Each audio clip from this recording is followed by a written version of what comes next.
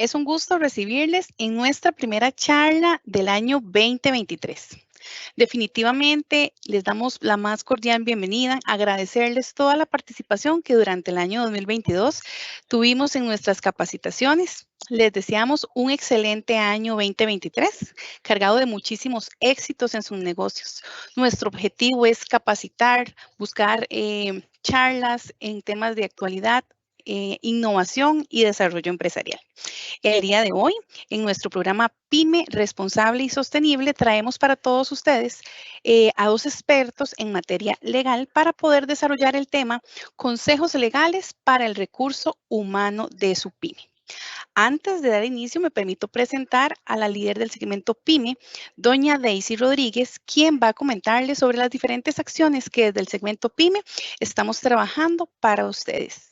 Doña Daisy, bienvenida. Adelante, por favor. Hola, muy buenas tardes. De verdad que es un verdadero gusto estar empezando nuevamente en el año 2023 con todos nuestros programas de apoyo para las pymes. Recuerden que desde el INS trabajamos para ustedes 8 programas de capacitación diferentes y que lo que queremos es que ustedes como empresarios pymes puedan tener todo el conocimiento para poder impulsar su negocio.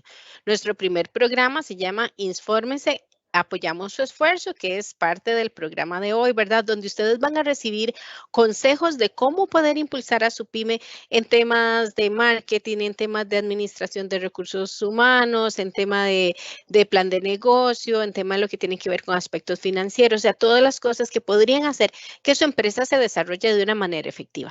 Nuestro segundo programa se llama Infórmense Cultura de Seguros, donde lo que queremos es que ustedes aprendan a administrar los riesgos. Recuerda que en el caso de las pymes, un riesgo, la consolidación de un riesgo podría hacer que su pyme desaparezca. ¿Por qué? Porque un evento como un accidente de un cliente, un accidente de un trabajador, un incendio, una inundación podría traer una consecuencia que haga que se frene la continuidad del negocio y pueda afectar todo el desarrollo empresarial. También tenemos otro programa que se llama Pyme Proveedora, que lo que buscamos es que ustedes puedan aprender cómo venderle al Estado y a sus instituciones y de esa forma poder impulsar el crecimiento de su empresa. El Estado en este país, el Estado y las instituciones públicas son los máximos compradores. ¿Qué compra el Estado y las instituciones? De todo. Servicios de diseño, servicios de remodelaciones, temas alimenticios, temas de vestuarios. En realidad, ustedes van a tener una gama de oportunidades para poder vender sus productos, pero lo importante es que aprendan cómo cotizar, cómo participar en las licitaciones, cómo conocer qué es lo que se está comprando en ese momento. Nuestro siguiente programa se llama Agroinfórmese y aquí está dirigido al sector agro. Lo que nosotros buscamos es que ese sector tan importante de la población pueda conocer acerca de técnicas de desarrollo que podamos aplicar en el tema de cultivo, ya es capacitación técnica que damos con el apoyo de Lina, pero además de eso, todo un capítulo de salud para el agricultor y todo un capítulo de los seguros de protección a los cultivos y también a las personas. Nuestro siguiente programa se llama el acercamiento de la pyme al mundo de las personas con discapacidad. ¿Qué queremos aquí? Que ustedes como empresarios puedan conocer cuáles son esas necesidades que tienen las personas con discapacidad, que recuerden representan el 18% de las personas de este país. Y si pensamos a nivel de familias, estamos hablando que el 18% de las familias del país tienen algún miembro con algún grado de discapacidad. Por lo tanto, ustedes es importante que conozcan cómo esos clientes van a llegar y cómo los van a atender también. Tenemos también otros programas que tienen que ver con networking, ¿verdad? Para que ustedes puedan apoyarse pymes, apoyando a pymes, así es el programa donde ustedes pueden exponer su empresa, ser visibilizados y que las personas las conozcan. INSPYME Joven Emprende es un programa que está dirigido a jóvenes soñadores que quieren empezar su empresa y que en definitiva queremos darles esos elementos para que puedan crecer, desarrollarse y pronto verlos también como pymes consolidadas. Son 8 programas que también tenemos aspectos que tienen que ver con encadenamiento como parte de redes de proveedores institucionales y también como lo que tiene que ver con el impulso y encadenamiento y otras ferias. Como ustedes ven, tenemos una gran oferta de servicios para que ustedes puedan incorporarse a nuestra red PYME. Y también tenemos una propuesta de seguros diferenciada para ustedes, que son especialmente negociados para que ustedes como sector PYME puedan conocerlo. Tienen que ver con protección a las personas, protección a los bienes, protección al negocio, a la mercancía, hasta cualquier parte del mundo. Entonces, es importante que los conozcan. Recordándoles el programa de este mes que estamos arrancando, bueno, hoy vamos a tener un tema importantísimo que son consejos legales para el recurso humano de su pyme. Es indispensable que ustedes como empresarios conozcan esos tips y hoy tenemos unos expertos que nos acompañan para poder conversar sobre esos temas relevantes en aspectos legales relacionados con el recurso humano. Para el 16 de febrero vamos a tener una charla que se llama Servicio Inclusivo al Cliente, Estrategias de Interacción y Comunicación con Personas con Discapacidad. Como les mencionaba, eso es un sector que abarca el 18% de la población. El 22 de febrero vamos a enfocarnos a la web. Si usted es una pyme y todavía no tiene su página web, aprenda con nosotros cómo hacer su propia página web gratuita y con botón de compra. A través del convenio que tenemos con Colao y la OEA, usted puede desarrollar su página web y ese día, además de aprender a hacer su página web, puede aprender acerca de cuáles son los riesgos de los equipos electrónicos y cómo puede asegurarlos. Y para este mes cerraríamos el 23 de febrero con consejos para proteger al personal de su pyme ante temas de accidentes. Recuerden que es muy importante, estamos expuestos a accidentes y es importante conocer cómo prevenirlos y también qué hacer en caso que esto suceda. Para el 3 de marzo vamos a tener un evento, todos estos que les mencioné son eventos virtuales, pero el 3 de marzo vamos a tener un evento presencial en el Museo de Jade. ¿Qué es este evento? Vamos a tener un charlista internacional, siendo Rafa Coming, que nos acompaña desde España y va a dar un tema que tiene que ver con pyme exitosa en este 2023. Es una persona de gran experiencia en temas de comunicación, de marketing digital y estará compartiendo su experiencia con las pymes y además tendremos el apoyo de otros expositores como Nielsen Bujan y estaremos viendo temas de riesgo. Entonces, si usted está interesado en participar, puede inscribirse. Recuerde que pueden escribirnos a nuestro correo pymeseguros@grupoins.com o en el link que se le pasa con la invitación para poder inscribirse. Como ven, un inicio de año lleno de éxitos. Felicidades a los que nos acompañaron en el evento Inspiración PYME, que estuvo muy bonito y que tuvimos los premiados del año y una motivación para que sea parte de todos nuestros programas en este 2023. Que tengan una excelente tarde. Muchísimas gracias, doña Daisy. Y aunado a esto que nos indica, que nos comentaba doña Daisy, queremos comentarles también que para este inicio de programas queremos que usted se inscriba o registre su asistencia mediante un link. Esto nos va a permitir a nosotros para futuros eventos y participaciones contemplar o tomarlos en cuenta para diferentes eventos, charlas, premiaciones. Entonces, más adelante les vamos a compartir un pequeño link para que puedan registrar la asistencia en cada uno de los eventos a partir de ahora en los que ustedes pues tengan participación. De igual forma, les vamos a compartir en el chat el link para el evento del 3 de marzo para que puedan registrar su asistencia en caso de querer participar. Sin más, voy a presentarles a los expositores del día de hoy. Ellos nos acompañan por parte del Buffet UIS Abogados. Tengo el gusto de presentar a los señores Carlos Manuel Umaña y Guido Alberto Soto. Ambos son abogados y expertos en derecho laboral. Son asesores y litigantes en el sector empresarial. Don Carlos, don Guido, es un gusto tenerlos el día de hoy con nosotros. Bienvenidos a ambos y el espacio es todo de ustedes. Adelante, por favor. Muchas gracias. Muy buenas tardes. Buenas tardes para todos. Un gusto enorme colaborar con la sección PYME del INS y en especial a doña Sofía y a doña Daisy que nos extienden esta invitación. Estamos a sus órdenes. Bueno, creo que el tema tiene mucho hilo, mucha tela que cortar. Vamos a ver consejos legales para el recurso humano de su pyme, ¿ok? Bueno, son demasiados los aspectos legales laborales que uno como empresario debe contemplar a la hora de contratar personal, a la hora de montar una empresita y tener trabajadores. Y creo que vamos a empezar desde el inicio, ¿verdad? Me parece que tenemos bastante tiempo para poder abarcar muchos temas y creo que podemos empezar desde un inicio, Carlos. Sí, así es.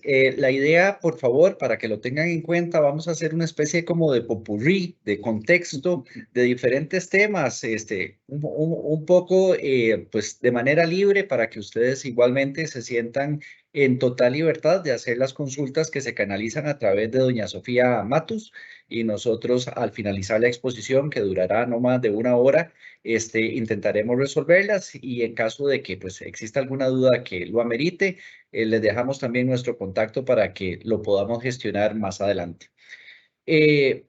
Bueno, para empezar con la exposición, parece lógico indicar que el mejor consejo que les podemos dar a las pymes, a las personas que están relacionadas con el Departamento de Recursos Humanos o bien los dueños o incluso los trabajadores, es que procedan siempre con la mayor buena fe. Esto es obvio, pero la buena fe es parte de los principios que rigen la materia laboral y aplica tanto para los trabajadores como también para el patrono.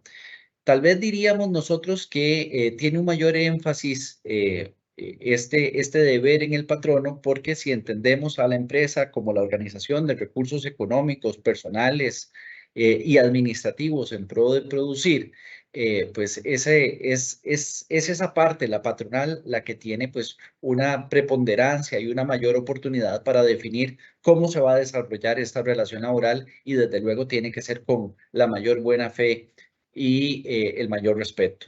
En línea con esto que les estamos comentando, entramos en materia indicando que tal vez lo esencial es tener un contrato de trabajo.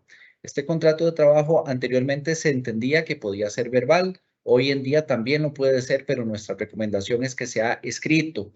Debe ser escrito, debe ser en español y debe de regular múltiples condiciones como lo indica el artículo 24 o 26, no lo sé, está cerca de esos dos del Código de Trabajo. Esta disposición es la disposición macro según la cual se regula y se prueba la relación laboral y entre otros conceptos debe indicar la jornada que debe cumplir el trabajador, la remuneración que corresponde, si es de plazo fijo, si es de plazo indefinido y nuestras recomendaciones sobre ese particular, entre muchas otras, es que se defina un pago y tal vez aquí viene un tema de importancia, ojalá lo sea en colones.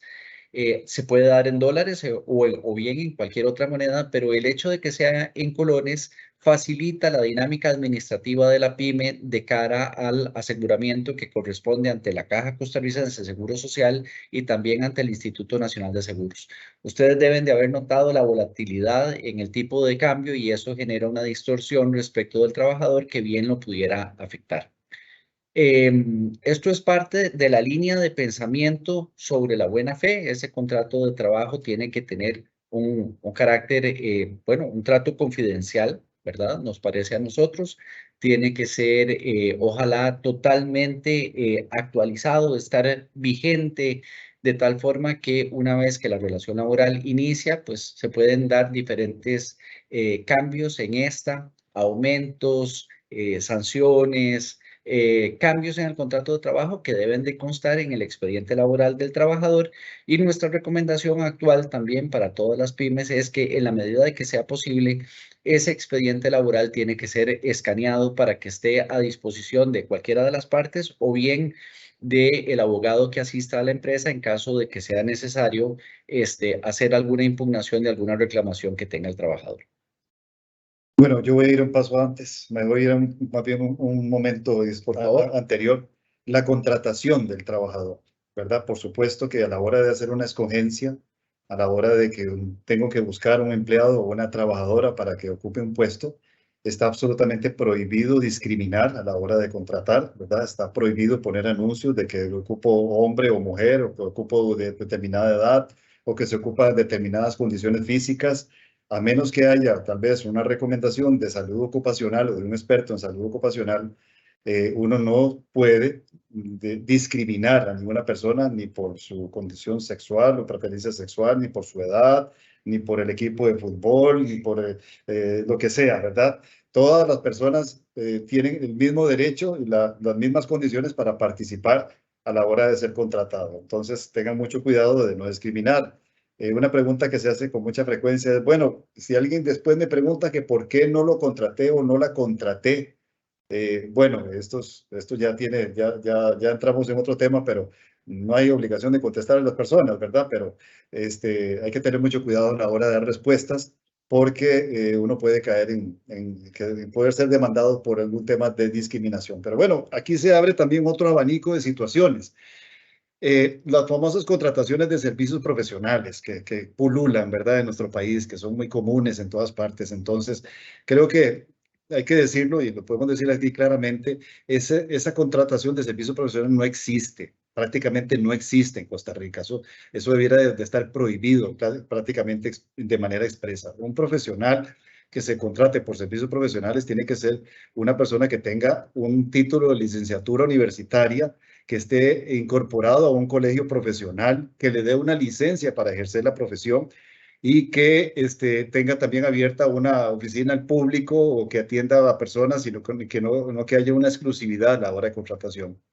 Hemos encontrado a veces hasta misceláneas contratadas por servicios profesionales, mensajeros contratados por servicios profesionales, y eso no es, ¿verdad? Eso no se puede hacer. Es decir, o son empleados o son empleados, ¿verdad? Entonces, hay que tener muchísimo cuidado a la hora de utilizar figuras que no sean del contrato de trabajo, ¿verdad? Algunas personas lo hacen incluso hasta para obviar o evitar las cargas sociales, ¿verdad? Pagar a la caja o pagar hasta el mismo Instituto Nacional de Seguros, y eso no es aconsejable. Creo que nosotros prácticamente casi que a diario vemos situaciones de estas, donde hay demandantes que dicen, bueno, yo era trabajador, pero me tenían por un contrato de servicios así o de servicios acá o de comisiones o como lo quieran llamar. Entonces, no, eso no se puede hacer. Si vamos a hacer las cosas, hay que hacerlas bien y empezar entonces efectivamente contratando como se debe contratar. Aquí hago una excepción, que hay servicios que sí se pueden tercerizar.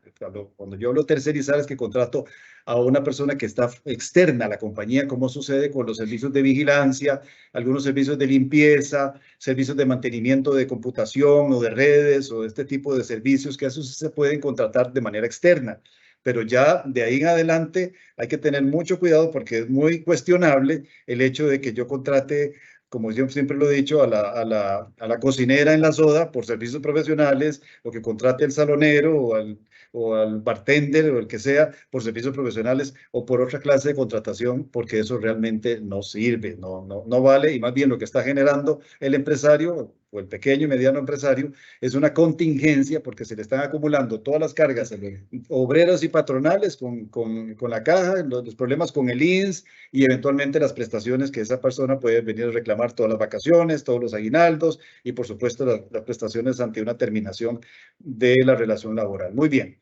Entonces, definido eso, ok, muy bien, ya lo dijiste, Carlos, hay que abrir un expediente. Es importante que tenga uno en orden todo, ahí cronológico, y ojalá tenerlo digital, ¿verdad? En fotografía, en PDF, lo suben a una nube, a una de esas bases de datos que están en la nube, en teoría, y mantener siempre un respaldo de todo lo que acontece, especialmente porque hay cosas que sí deben ser guardadas de manera física o de manera documentada, ¿verdad? Como por ejemplo el mismo contrato, las concesiones de vacaciones. Nuestro Código de Trabajo es de 1943 y cada vez que un trabajador sale de vacaciones debe firmar una boleta y la debe firmar con su puño y letra también, ¿verdad? La entrega de cartas de amonestación o la entrega de documentos especiales, no sé, políticas, manuales, todo eso debe estar documentado y debe quedar con la firma del trabajador o de la trabajadora. Pero bueno, vamos a hablar algunos tips o algunos consejos que debemos incluir en el contrato de trabajo, Carlos. Así es. No, bueno, en suma de lo que dice Guido Alberto, es importante tener en cuenta el tema de la contratación. La contratación puede darse respecto de un sujeto en particular, lo que ya señaló Guido Alberto, que no recomendamos servicios profesionales, o también en el orden de lo mercantil con otras empresas. Es muy importante tener en cuenta que el derecho laboral es un derecho expansivo y proteccionista. ¿Qué quiere decir esto? Ante la menor duda siempre se va a favorecer la reclamación o la tesis del trabajador. Entonces, si ustedes tienen una empresa que los complementa en un servicio de distribución o de seguridad o de limpieza, es muy importante que ustedes traten de verificar que esa empresa tenga verdaderos controles y contratos laborales respecto de su personal y además que ustedes no sean los únicos clientes, porque a la vuelta de la esquina puede ocurrir que se dé un fenómeno de que los califiquen como grupo de interés económico si estos dos grupos, por ejemplo, o estas dos empresas tienen mismos representantes en las juntas directivas o mismos accionistas o en fin, o tienen un esquema de trabajo común. Es muy importante que la tercerización de servicios no guarde relación con el core empresarial de ustedes. Es decir, si ustedes hacen empanadas o hacen comida, no pueden contratar o subcontratar vía outsourcing personas que los complementen en la cocina, porque se relaciona con su mismo giro comercial. Tendría que ser empresas o servicios que no guarden esta relación. ¿No? Por favor, no. La idea es... Tocaste un tema importantísimo, porque eso de contratar a terceros, que son de alguna manera muy informales, es un gran riesgo, porque el trabajador eventualmente, y también la Caja del Seguro Social, o incluso hasta el Instituto Nacional de Seguros, en algún momento pueden decir, no, un momentito, vamos a ver quién es el verdadero patrono de esto. Les voy a poner un ejemplo. Esto se da mucho en construcción. En el mundo de la construcción, las empresas constructoras subcontratan a los llamados contratistas, ¿verdad? Pero bueno, muchos de esos contratistas son personas que desgraciadamente manejan su negocio en la absoluta informalidad, ¿verdad?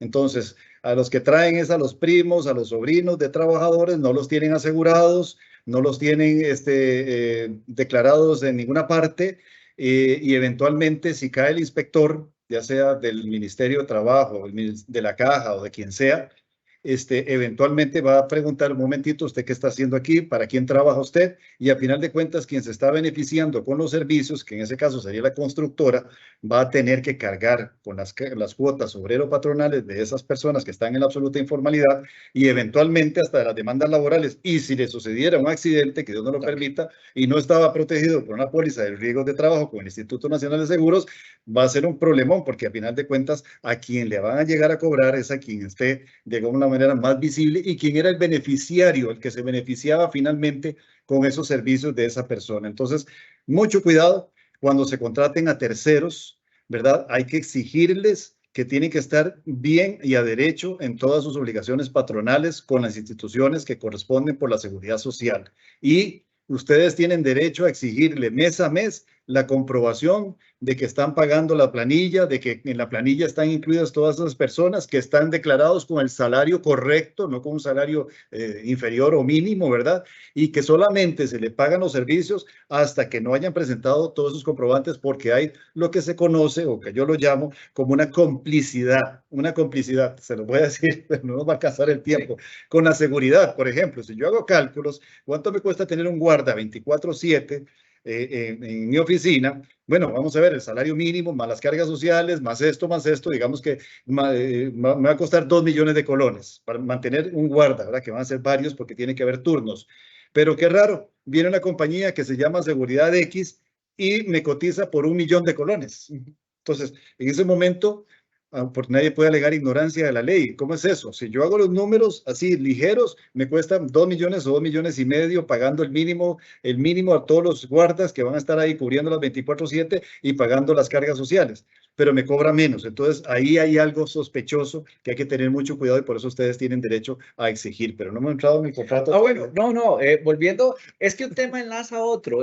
No estamos censurando la subcontratación, no. Si es formal y es operativa y es viable y ustedes se sienten conforme con ella, es un buen modelo. De hecho, sirve para otra área del derecho, que es la tributaria, pues es un pago a un tercero y es deducible del impuesto final para la renta. Lo que está mal es esa articulación en perjuicio del trabajador. Y algo que es típico, que es un error que generalmente ocurre en todas las empresas o en todas las pymes o incluso en los servicios mercantiles que estamos comentando, es postergar el aseguramiento del trabajador. Un error típico es que la persona, el patrono, entiende que su deber de aseguramiento para con los trabajadores corre a partir del tercer mes, es decir, superado el periodo de prueba. No, esto es un gravísimo error. Y otro también que comentó Guido Alberto, ahora que mencionó el tema de las vacaciones, es seccionar las vacaciones según sea la necesidad del trabajador. Es decir, hoy yo tengo una necesidad como trabajador, me presento ante ustedes y le solicito el día de vacaciones porque es el cumpleaños de mi hijo, o la matrícula, o el primer día de clases. Eso es un error porque las vacaciones no se pueden fraccionar en más de 2 periodos porque rompe el fin profiláctico, es decir, la finalidad de que el trabajador efectivamente descanse, y por eso es que las vacaciones no pueden superar un fraccionamiento mayor a 2 para que los trabajadores por lo menos gocen de una semana continua de trabajo o idealmente hasta de 2.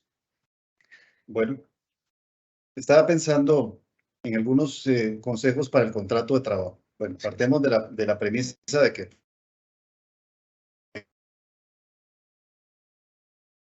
tenemos que el contrato debe estar firmado por ambas partes. Obviamente hay que dar una copia al trabajador. En teoría habría que mandar una copia al Ministerio de Trabajo, pero no vale la pena. Ahí no van a hacer nada con el documento.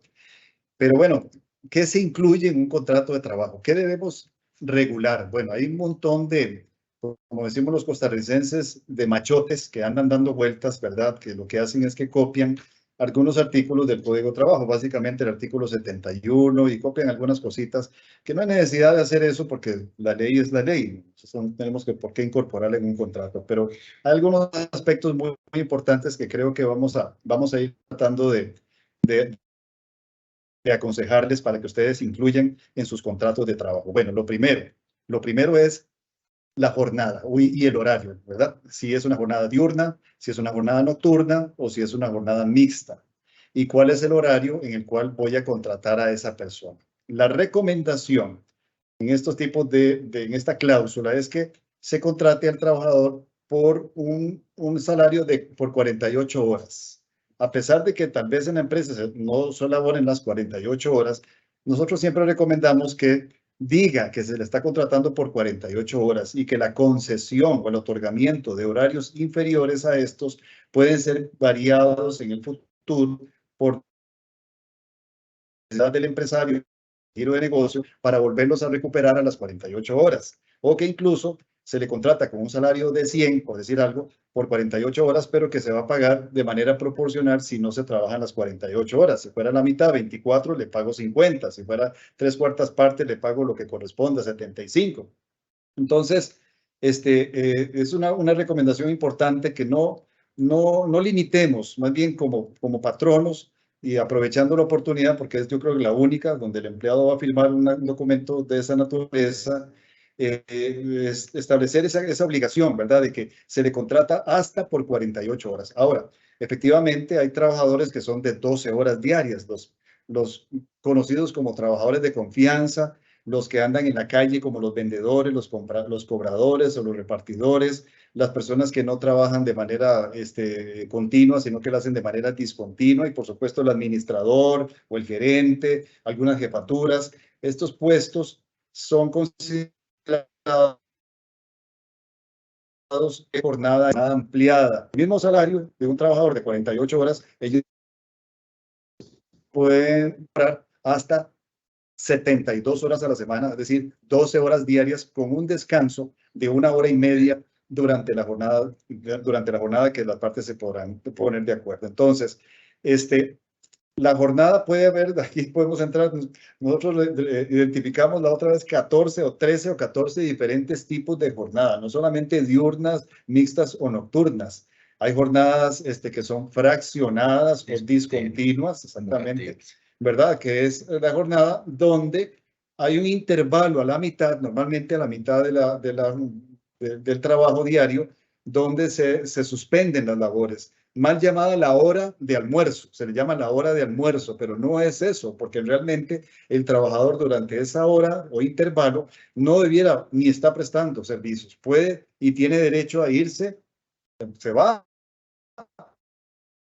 hizo lo que quiso y 1 hora después regresa, almorzó, no almorzó, si se quedó ahí en las instalaciones o dando vueltas por ahí, lo puede hacer, y si se quiere hacer un mandado, lo puede hacer. Lo ideal en esta jornada fraccionada es que sepa muy bien que lo que tenemos son 2 fracciones, posiblemente de 4 y 4 horas, de 3 y 5, como sea, y que el empleado sepa que durante esa hora, mal llamada hora de almuerzo, no se está ganando salario. Eso no se debe sumar a la hora de contabilizar las horas hábiles o las horas de labor, ¿verdad? Y que tiene precisamente lo que acaba de mencionar, derecho a irse, ¿verdad? Y a regresar. Ojalá marcar salida y volver a marcar reingreso a la hora de iniciar la segunda jornada. Esto sirve mucho en restaurantes, una consulta también muy común, ¿verdad? ¿Qué hacemos nosotros? Porque tenemos una hora de almuerzo que viene mucho comensal, tenemos muchos clientes, pero después ya los saloneros y todo el mundo se quedan en la tarde haciendo nada, ¿verdad? Y después tenemos que volver otra vez a las 5 o 6, que es cuando ya otra vez empieza a llegar la gente a cenar, ¿verdad? Entonces, es una posibilidad. Ustedes no tienen por qué tener a las personas haciendo nada, sino solamente contratarlos por un periodo de tiempo X en una parte del día. Se pueden ir y pueden volver a regresar por otro periodo X en la otra o la siguiente parte del día, siempre y cuando, bueno, no entremos en la nocturna y esas cosas. Algo muy relacionado con lo que está indicando Guido Alberto, que no es exactamente regulación de jornada o de horario, son los equipos de trabajo desfasados. Esto es muy interesante porque Guido puede entrar a las 6 de la mañana, yo puedo entrar a las 8 y ese margen de 2 horas permite de cara al cliente o al comensal o el requirente del servicio PYME una mejor atención, pero no es porque estamos acumulando evidentemente horas extras, las cuales hay que evitar porque no deben de ser ni fijas ni permanentes y su costo es muy alto, una mejor atención para el cliente a un costo operativo que es bajo.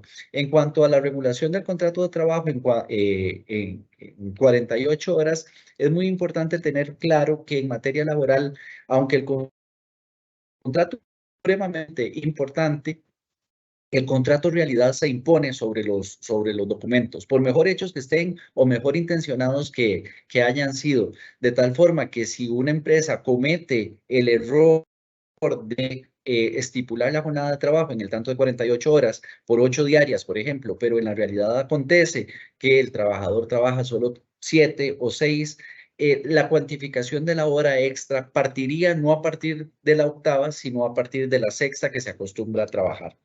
El tema de los contratos de trabajo es muy importante y una recomendación que nosotros damos al respecto es tratar de no identificar la labor que va a cumplir el trabajador de manera muy precisa, porque si a mí me dicen que yo voy a ser salonero en la terraza atendiendo las mesas 15, 16 y 17, a la vuelta de la esquina, cuando se requiera algo de mí, distinto a eso no lo voy a poder cumplir o el trabajador se puede excepcionar porque esa es mi función. Salonero en la terraza, mesas 15, 16 y 17. Por el contrario, si se contrata por grado jerárquico en la organización, la persona va a ser más flexible de cara a una necesidad, como ya hemos visto, acontece, por ejemplo, o nos ocurrió en el periodo de pandemia, que se ocupa que las personas cumplan distintas labores que sean compatibles, desde luego, con su capacidad intelectual, su preparación y sus fuerzas físicas.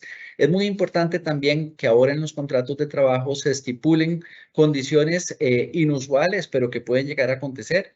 ¿Qué va a ocurrir con la empresa en el caso de un evento como una pandemia? Esto es tremendamente claro en los contratos de trabajo deportivos, porque ocurría que pues, el equipo no podía producir lo mismo si no tenían espectadores.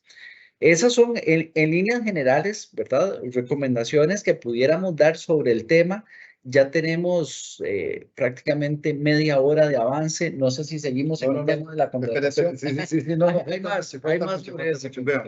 Carlos acaba de tocar un tema muy importante.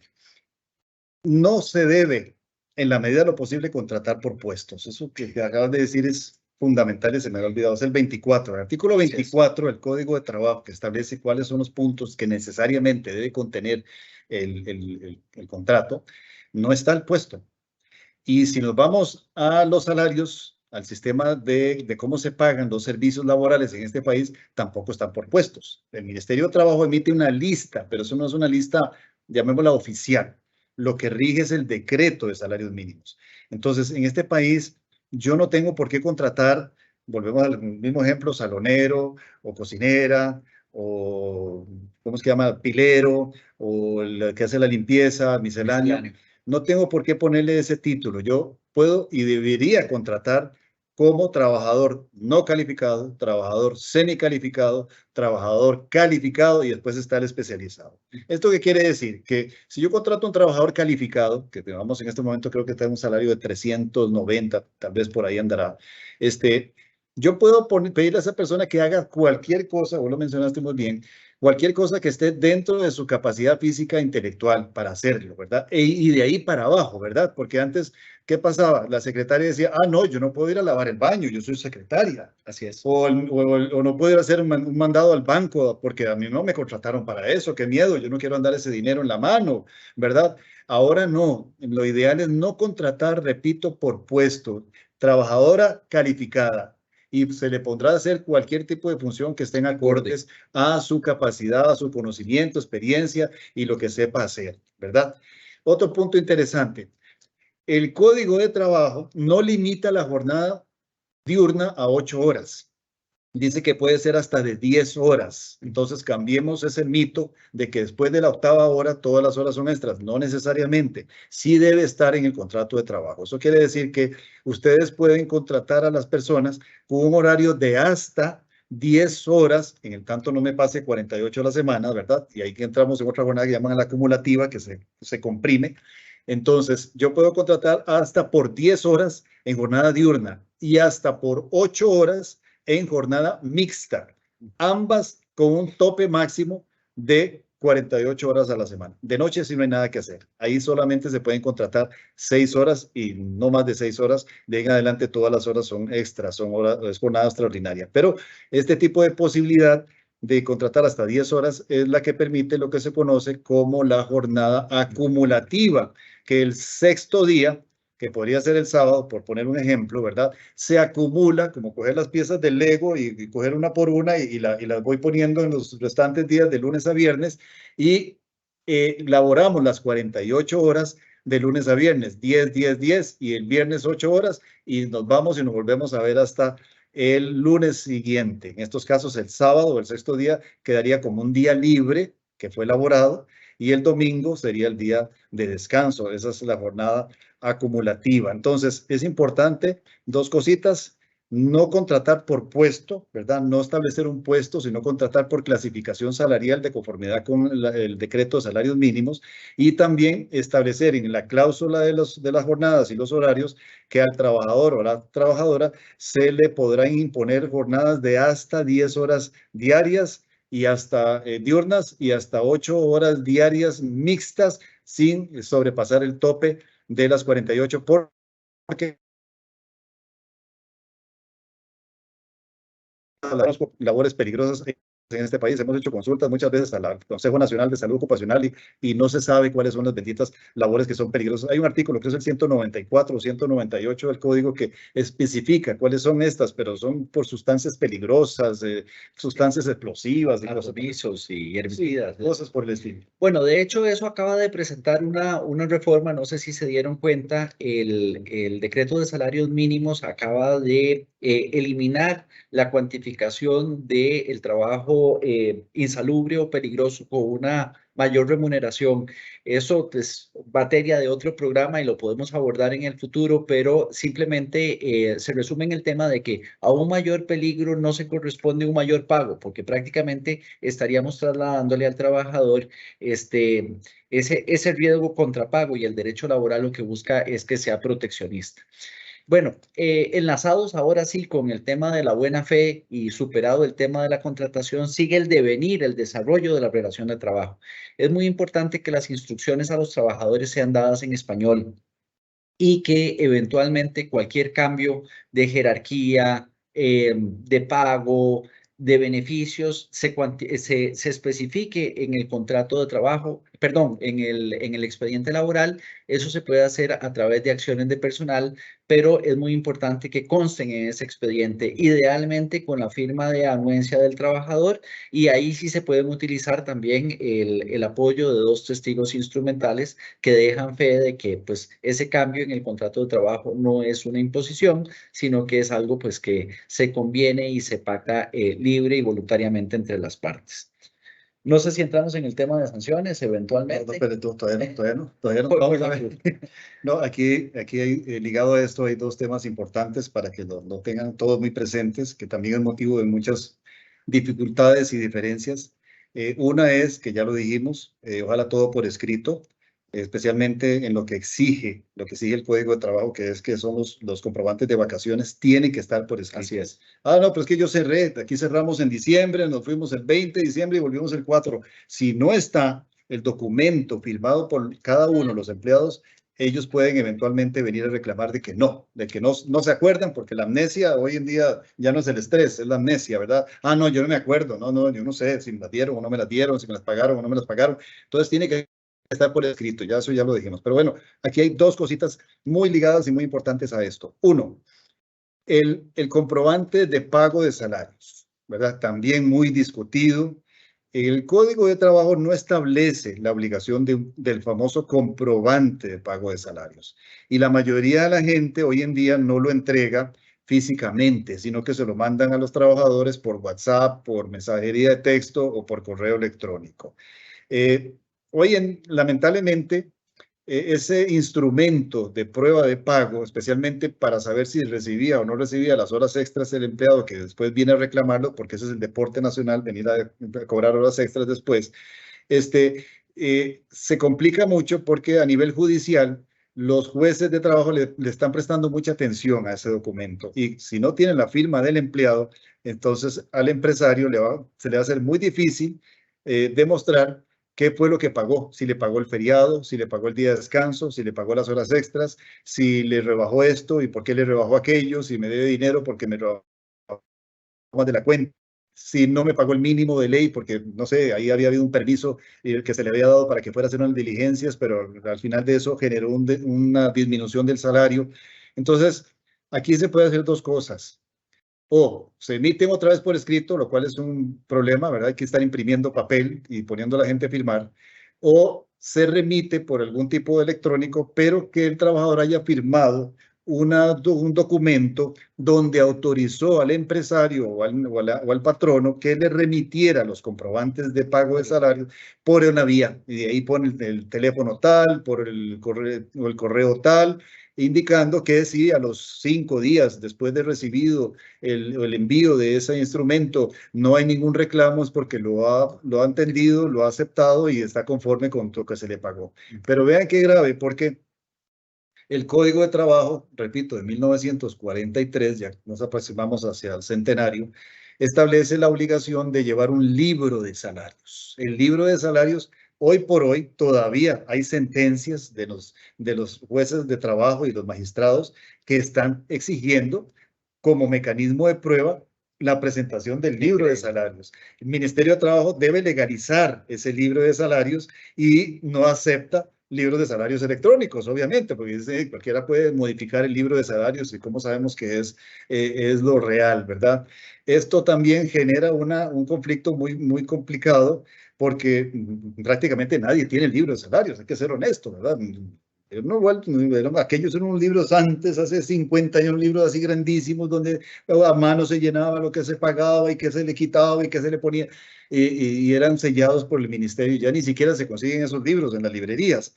Entonces, a raíz de esta situación, es que cobra un poquito de relevancia el tema de los comprobantes de pago de salarios, y entonces que ustedes tengan una autorización de parte de sus empleadas y sus empleados donde permitieron que les remitiera cada uno de estos documentos por la vía electrónica, porque es obvio que ya prácticamente nadie va a poner hasta imprimir papeles, pero bueno, si son poquitos empleados tal vez, para que estén firmando los documentos.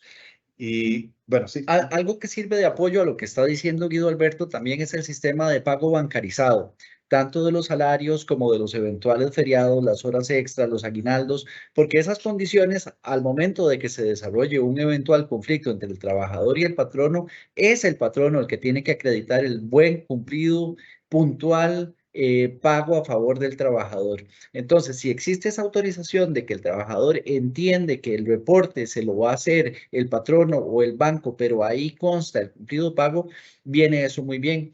Y es que hay ciertas circunstancias que deben constar en el expediente laboral. Ya lo dijo Guido Alberto, disfruta de vacaciones. A eso sumo yo cumplido pago de aguinaldos. Tiene que constar. Y eventualmente, si hubiera un cambio que es sustancial en el desarrollo de la relación laboral, como pudiera ser, no un cambio de horario, pero un cambio de jornada, sí es muy importante que conste el visto bueno de que el trabajador está dispuesto a dejar de trabajar de día para trabajar en el futuro de noche o viceversa, porque un cambio de horario o de jornada tan violento como pudiera ser el ejemplo que estoy poniendo, cambia por completo las condiciones de vida del trabajador y de su familia. Salud ocupacional, accidentes de trabajo. Sí, señor. Me parece importante que toquemos ese tema. Bueno, si usted tiene más de 10 empleados, por ley debe mantener una comisión de salud ocupacional. Deben nombrar entre los mismos trabajadores una comisión. Eso se inscribe en el Consejo de Salud Ocupacional o la Comisión Nacional de Salud Ocupacional online o en línea. Ustedes lo pueden llenar. Pero si tiene más de 50 trabajadores, necesariamente y obligatoriamente debe tener una oficina de salud ocupacional, que no es ni más ni menos que un experto, un profesional en salud ocupacional, ya que esté ahí permanentemente o que sea, eso sí, un outsourcing, un servicio profesional tercerizado. ¿Qué pasa con los accidentes? Bueno, la recomendación es siempre, por más que parezca sospechoso, ¿verdad? Que el trabajador venga con un dolor o que diga que se le cayó una caja encima y nadie vio eso, la recomendación es mejor hacer el aviso de accidente. A menos que usted tenga un médico de empresa o a menos que tenga un experto en salud ocupacional que emita un criterio de análisis a priori o inicial de qué fue lo que pasó y que nos diga, no, esto no fue aquí, esto fue jugando fútbol, fue, no sé, el fin de semana, en otra cosa, en la playa, lo que sea. A menos que tengamos un dictamen profesional, la recomendación es a todos los patronos, a pesar de que haya un 90 o más para arriba de porcentaje de que eso sea falso, hacer siempre el aviso de accidente al Instituto Nacional de Seguros. El trabajador llevará ese aviso o se presentará ante MIS, ahí están los médicos, los expertos, y ellos son los que determinan si hubo o no hubo accidente, ¿verdad? Porque nos ha pasado muchas veces que personas creyendo que no lo hubo, al final de cuentas los trabajadores van, plantean las demandas de riesgos de trabajo, las ganan, ¿verdad? Y el patrono entonces se ve un embrollo porque no hizo el aviso, ¿verdad? Si tiene una póliza con el INSS, como la debemos tener todos obligatoriamente de riesgos de trabajo, de RT, el INSS va a cubrir lo que haya que pagar, pero no deja de ser siempre un riesgo que lo estén demandando a uno porque no quiso hacer el aviso de accidente y eso haya generado tal vez algún agravamiento o un perjuicio adicional en la condición de salud de ese trabajador. Las personas o las empresas tienden a pensar que el tema de salud ocupacional está diseñado solo para empresas de gran envergadura, de gran tamaño. No, eso es un error. Todos tenemos que resguardar la salud de los trabajadores y la nuestra propia, si somos patronos o dueños trabajadores. Patronos trabajadores, quiero decir. Y todo cuenta, desde lo más pequeño, extinguidores, puntos de encuentro, señalización de salidas, iluminación en caso de que se vaya la luz, y no entender que, por ejemplo, la contaminación es únicamente a nivel de bacterial, no bacteriano. Hay contaminación de tipo sónico o un exceso de temperatura o de ruido puede afectar al trabajador. Todo esto es cuantificable y un experto te puede dar los lineamientos de manera no solo para identificar si la falta se está dando, sino ante todo correctiva. Recuerden, por favor, que el experto o la persona que los asesore en materia laboral, la mejor intervención que puede hacer siempre es la preventiva y no la correctiva. Eso va a ser más difícil, más caro y más riesgoso. A nivel de la Caja del Seguro Social, bueno, muchas empresas o muchos patronos, especialmente pequeñas y medianas, prefieren enviar al trabajador que deduce que ha tenido un accidente o que tiene una condición de salud ocasionada por el trabajo, enviarlo a la unidad sanitaria, al EVAIS más cercano, al hospital, para que sea la caja la que haga la remisión al instituto. Entonces le dicen al trabajador, si ahí en la caja no lo atienden y le dicen que eso es un tema del INSS, nos avisa para nosotros hacerle el aviso de accidente y que usted se vaya de una vez con el papelito, con el documento, eso ahora es electrónico, pero para que se vaya al INSS ya con su aviso de accidente y por una remisión de la Caja del Seguro Social. Una pregunta que se hace con mucha frecuencia y que sucede mucho es qué pasa con el trabajador que dice que tenía una cita, una consulta médica en la Caja del Seguro, ¿verdad? y lo que me trae, como viene hasta el día siguiente, pero lo que me trae es un comprobante de asistencia que dice que llegó a las 8 y que se fue a las 10.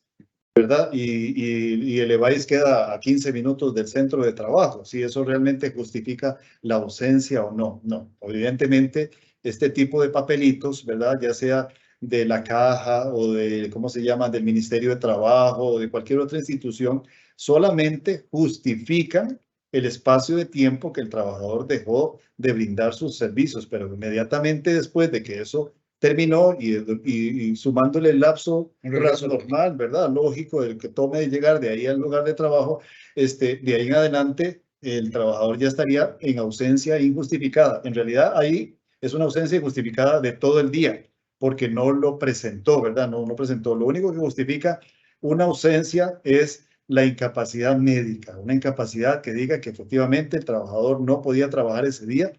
Puede ser particular, desgraciadamente sí, certificados médicos particulares justifican la ausencia, aunque no hay que pagarle ¿cómo se llama?, el subsidio, pero solamente incapacidades médicas son las que justifican una ausencia por causa de la salud, ¿verdad? No esos comprobantes de asistencia. La puntualidad.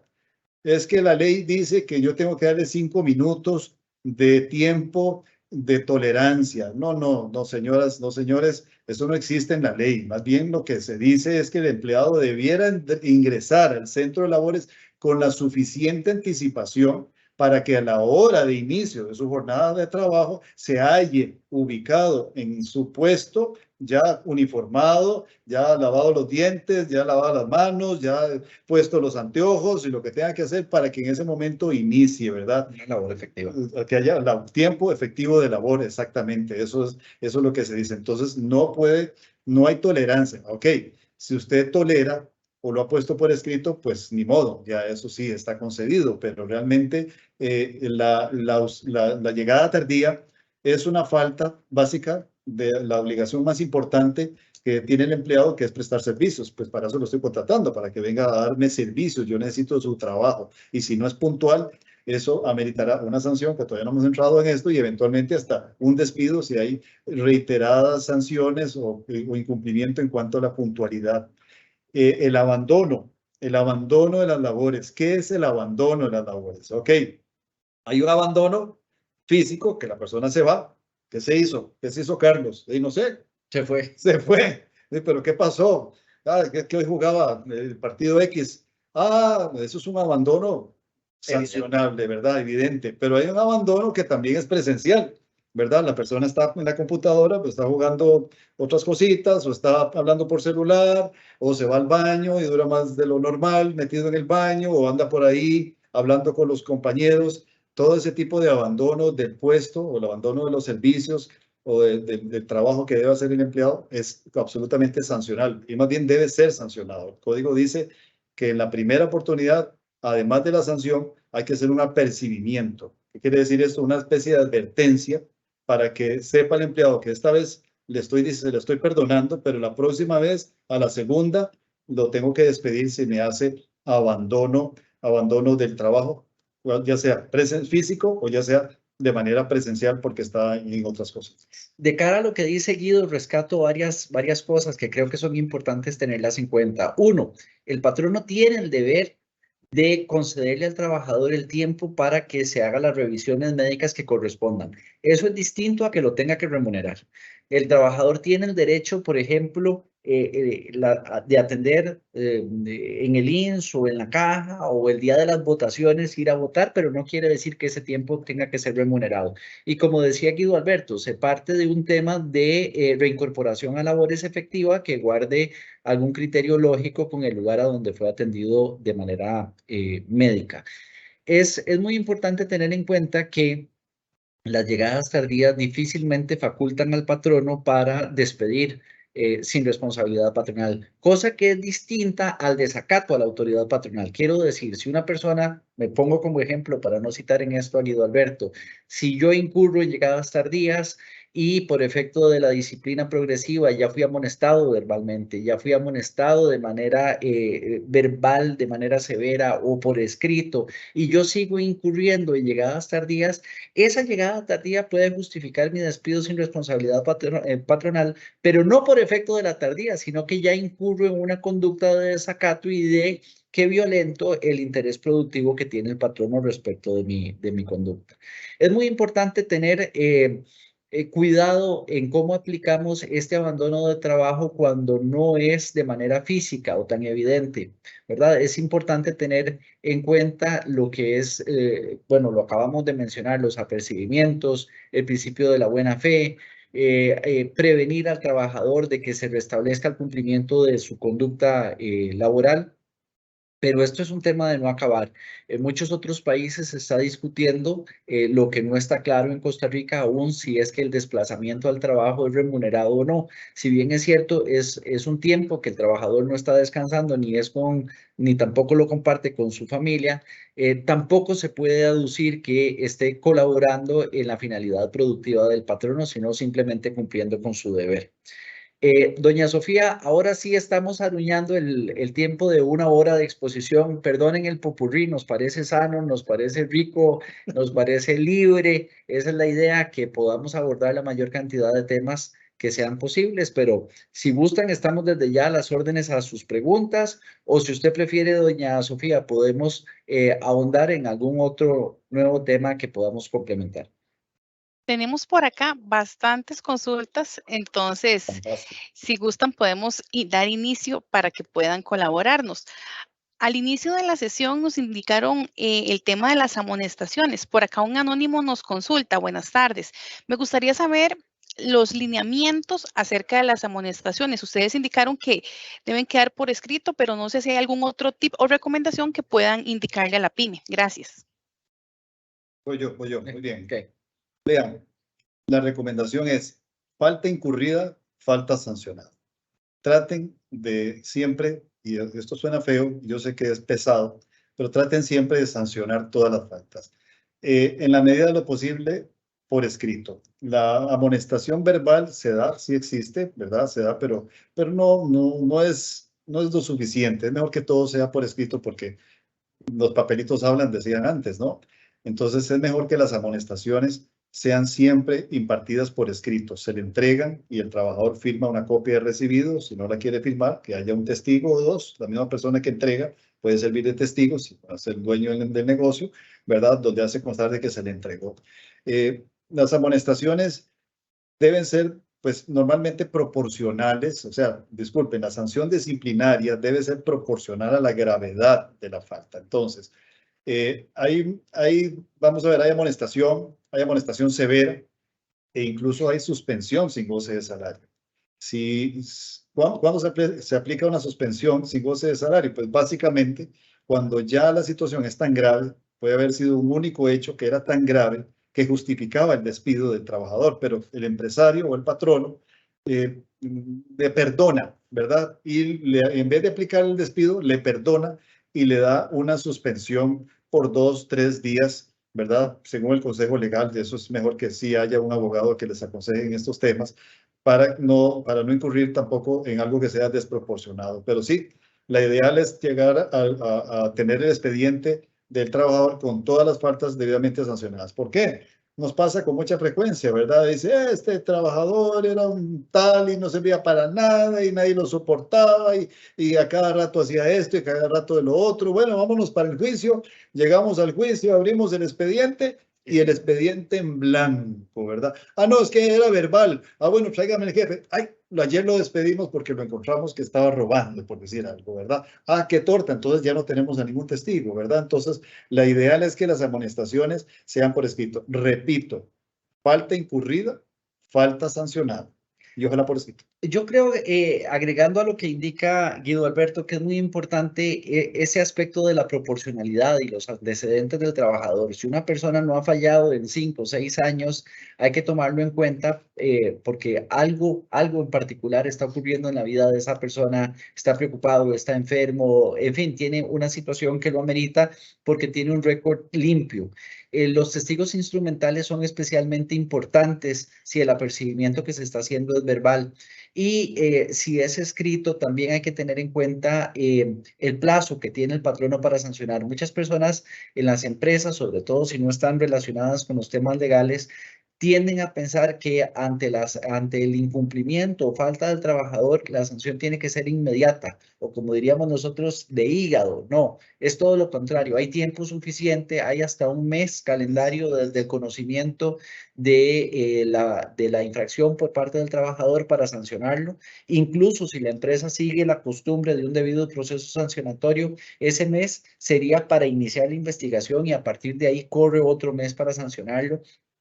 Y hay situaciones que interrumpen también la prescripción, como es ir a una audiencia conciliatoria en el Ministerio de Trabajo o bien ante un juez laboral de la República. Pero lo que les queremos decir es, sí es importante que haya un récord, un tracking de quién es la persona en la empresa y cómo se ha conducido hasta ese entonces. También esto es bueno y es malo. El ejemplo que puse es para atenuar una posible sanción, pero al contrario, o a contrario sensu, como decimos los abogados, si la persona ha incurrido en muchas faltas o en esa misma falta y hay que sancionarlo una vez más, eso genera un precedente a considerar como una especie de atenuante o agravante respecto de la vida laboral de ese trabajador. Al Ministerio de Trabajo no hay que mandarle copia de las cartas de amonestación. Esto también es motivo de mucha consulta.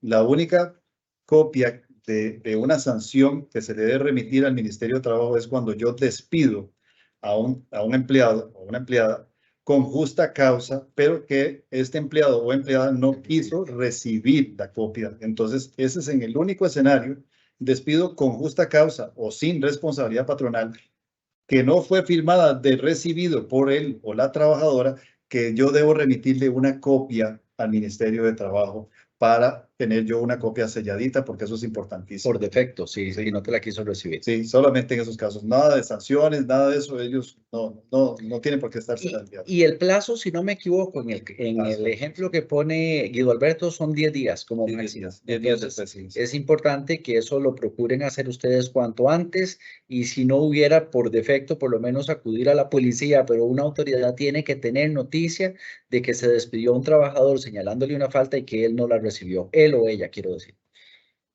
Perfecto. Por acá también nos consulta doña May. ¿El contrato debe estar autenticado por abogado?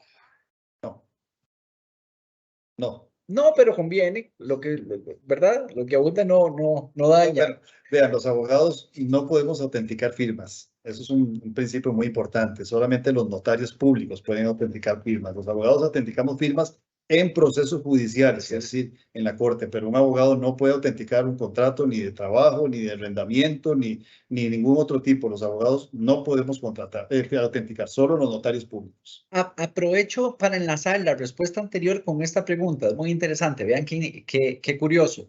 Habíamos dicho que un trabajador que no recibe la nota de despido, su firma o la ausencia de su firma no puede ser suplida por 2 testigos instrumentales. Estamos de acuerdo, habría que mandar la carta al Ministerio de Trabajo o a la autoridad de policía.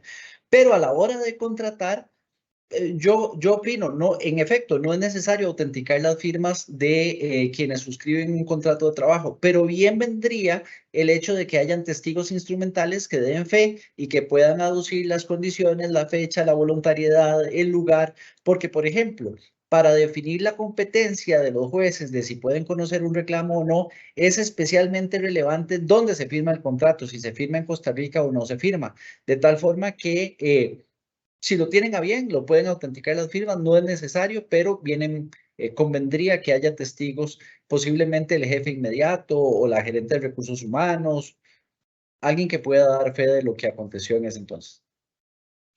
Perfecto. Por acá nos consulta don Jorge. ¿Los servicios profesionales están ligados a que la persona esté asociada a una organización profesional? en la medida de lo posible, es decir, el servicio profesional debe ser impartido por un profesional. Ahora, hay licenciados universitarios y hay profesionales, o sea, hay licenciados universitarios que también no están afiliados a un colegio profesional. Creo que, por ejemplo, los de software y estos, no sé si ya crearon el colegio, no sé.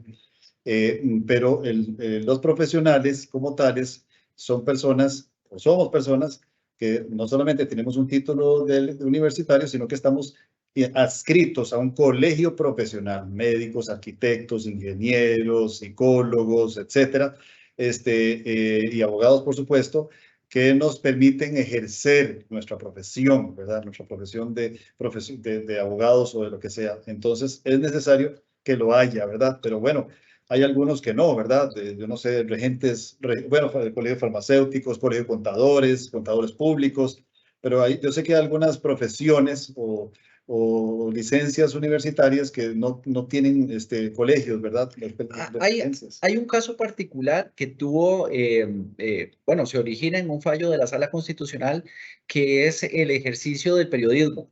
Todos nosotros podemos emitir opiniones públicas o privadas y ser responsables de ellas según el principio de la libre expresión. Entonces, ese sería un claro ejemplo de una empresa que haga contratar los servicios de un profesional en periodismo que lo puede ejercer sin necesidad de estar afiliado a un colegio profesional.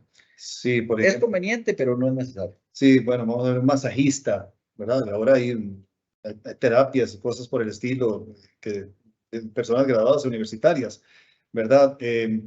Yo ya ahí entraría uno, por ejemplo, no sé si esto será un servicio profesional o no, yo lo llamaría un servicio independiente, servicios independientes. Ahora, los profesionales y las personas que no prestamos servicios bajo una relación laboral, somos trabajadores independientes inscritos en la Caja del Seguro Social como tales y también protegidos con una póliza de riesgo de trabajo del INSS como trabajadores independientes. Entonces, si yo voy a contratar a una persona por servicios, si no es un profesional, digamos, de los tradicionales, lo puedo contratar como servicios independientes. Y, por supuesto, igual, ¿verdad? Bueno, tráigame que está al día con la caja y tráigame que está al día con el INSS en el pago de sus pólizas o de sus seguros, ¿verdad? De seguridad social. Una cosa que hay que tener claro es que la persona pueda comprobar sus atestados, ¿verdad? Que la persona que dice, bajo el ejemplo de Guido, de que es masajista, o nosotros que decimos que somos abogados, si vamos a ser contratados por servicios profesionales independientes o mucho más laborales, tiene que haber una congruencia entre los servicios que yo oferto y las capacidades que efectivamente tengo. Porque si no los cumplo, pues puedo ser objeto ya sea de un despido, si eso es en el ámbito laboral, o de reclamaciones civiles o de otra índole, si es que las cumplo como trabajador independiente o como profesional liberal.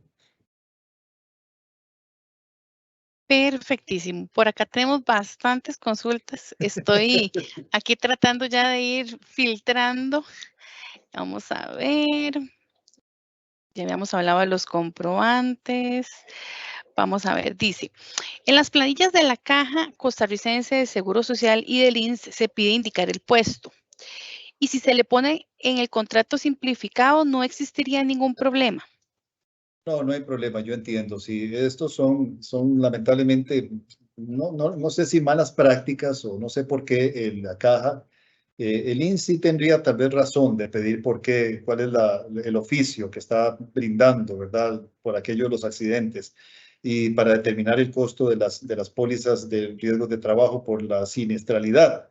Pero son, digamos, malas costumbres arraigadas. Repito, ni el código ni el decreto de salarios mínimos establece salarios por puestos definitivos. Y efectivamente, sí, cuando uno tiene que meter a una persona o inscribir a una persona o emplanillar a una persona con la caja, ahí hay una serie de miles de opciones, ¿verdad? Que uno tiene que empezar a buscar cuál es la que se ajusta y eso lo tenemos que hacer. Ahora, eso implica que esa es la prueba de que esa persona utiliza ese puesto nada más. Yo diría que no, ¿verdad? Eso es un tema que a mí me lo exigieron porque lamentablemente eso está ahí arraigado, no sé por qué, pero no quiere decir que eso es lo que contradiga el contrato de trabajo. El contrato dice trabajadora semicalificada o trabajador no calificado o calificado, como sea, y eso es lo que va a prevalecer, pero no ese hecho de que a la hora de entrar a inscribir la persona en el CICERE de la caja, tengo que buscar ahí forzosamente, eso no cambia en nada la naturaleza, principio de realidad, ¿verdad? Supremacía de la realidad. Aprovecho la pregunta que se nos hace para hacer una observación. No entienda la pyme o el patrono como cumplida su obligación una vez que inscribió a los trabajadores, ya sea ante el INS o a la caja. Es muy importante que haya una persona encargada de estar reportando mensualmente esa planilla en el sentido de si ha habido algún cambio, si el salario aumenta, si hay una disminución de jornada, si la persona está incapacitada. Porque si llegara a acontecer, por ejemplo, un riesgo de trabajo y esa planilla no ha estado actualizada, pues podría haber algún condicionante de la cobertura. Perfecto. Por acá tenemos otra consulta de un anónimo interesante. ¿A las vacaciones se les deben rebajar las cargas sociales cuando el contrato no ha terminado y en las liquidaciones? Bueno, no, vamos a ver, es diferente lo uno de lo otro, ¿verdad? Las vacaciones, en realidad, las vacaciones, lo que se percibe durante las vacaciones es salario. La vacación es un descanso profiláctico, lo dijo Carlos, muy bien. Entonces, durante ese tiempo que el trabajador o la trabajadora no está en la empresa prestando servicios, sigue devengando sueldo. Entonces, efectivamente, ese salario va a estar sujeto a las cargas obreras y patronales. Pero cuando ya se paga como una indemnización, ¿verdad? Ya en la liquidación, cuando se paga el aguinaldo y las vacaciones, en ese caso no, ahí no se, porque ya no es un salario, ya es una indemnización, exactamente. Entonces, en las liquidaciones no se le descuenta el aporte obrero, pero durante el tiempo normal de trabajo, pues obviamente que sí, porque es un salario que percibe el trabajador que está en el descanso. Es importante acotar que el subsidio que recibe una persona durante el tiempo, ¿verdad?, que está incapacitada, eso se tiene que no considerar para efectos del pago del aguinaldo, por ejemplo, o de las vacaciones, porque ambos rubros se hacen sobre la cuantificación de los salarios efectivamente percibidos. ¿Cómo se aplica en el caso de las vacaciones, como bien lo explica Guido Alberto, porque el disfrute de las vacaciones es con salario pagado? De lo contrario, si a mí me rompen la continuidad laboral, pero también el pago, eso no es una vacación, es una suspensión sin goce de salario, ¿verdad? Técnicamente hablando, pero es importante considerarlo porque si una persona pasa incapacitada medio año, no debería de recibir el aguinaldo completo, sino medio aguinaldo, para simplificar el ejemplo. Perfecto, muchas gracias. Por acá también nos consulta Gabriela. Para puesto de confianza, ¿el horario puede ser de 12 horas diarias o se pagarían extras después de las 8 horas? No, son 12 horas ordinarias y pueden ser diurnas o nocturnas. La ley no hace ninguna distinción en estos casos de trabajador de jornada extendida o ampliada. No, a partir de la 12ª hora, o sea, ya a partir de la 13ª, ya esa sí tendría que pagársele la hora extra, pero son 12 horas ordinarias. Ahora, tengan mucho cuidado con esto, ¿verdad? Esto es mejor que haya un consejo legal, ¿verdad? Una asesoría profesional, porque por el tal concepto de trabajador de confianza se pueden incluir muchas personas, ya, pero es que es de confianza porque le tengo mucha confianza, no, es que no es mi cuñado. Sí, porque esa no es la confianza que establece la ley, ¿verdad? Entonces, hay que manejar esto con mucho cuidado y normalmente nosotros recomendamos que haya un salario diferenciado. Si bien es cierto, no lo dice la ley, es decir, lo mismo que gana uno de 8, lo gana uno de 12, porque sencillamente tiene una función que es así, pero normalmente lo lógico es que por lo menos haya una retribución especial, porque caramba, son 12 horas, ¿verdad? Vean la discusión grandísima que se ha armado en la Asamblea Legislativa con este proyecto del 3x4, 4x3 y todas estas cosas, donde están estipulando incluso un pago adicional, ¿verdad? Además, para el trabajador que tenga esas jornadas. Son jornadas a veces extenuantes, pero bueno, voy a poner un ejemplo. La farmacéutica o el farmacéutico en la farmacia, ese es un trabajador de confianza. El médico en una clínica médica, ¿verdad? El chef, no el cocinero, digamos, ya un chef de un restaurante, ya eso es un trabajador de confianza, él tiene incluso personal a cargo. Hay muchísimas y muchísimas opciones ahí. El trabajador de la calle, ¿verdad? El que anda en la calle, el vendedor, ¿verdad? El que anda repartiendo en la calle, el motorizado que anda, el mensajero motorizado que anda en la calle, que no presta sus servicios en el centro de trabajo. todos estos son empleados de jornada extendida o de jornada ampliada. Pero repito, yo siempre recomiendo, y creo que Carlos también, mejor revisemos esto con un experto porque es muy delicado. Si lo tengo y después resulta que no era, cada día le estoy debiendo 4 horas extras, por decir algo. Entonces, se me estaría acumulando una contingencia multimillonaria en la eventualidad de que surgiera algún tipo de contención o pleito o diferendo entre esa persona después de que se despidió o se fue de la compañía. En esto hay que tener muy en cuenta lo que establece el artículo 143 del Código de Trabajo. No es solo la confianza lo que rige, sino es el lugar a donde se cumplen o el tipo de labor que cumple la persona.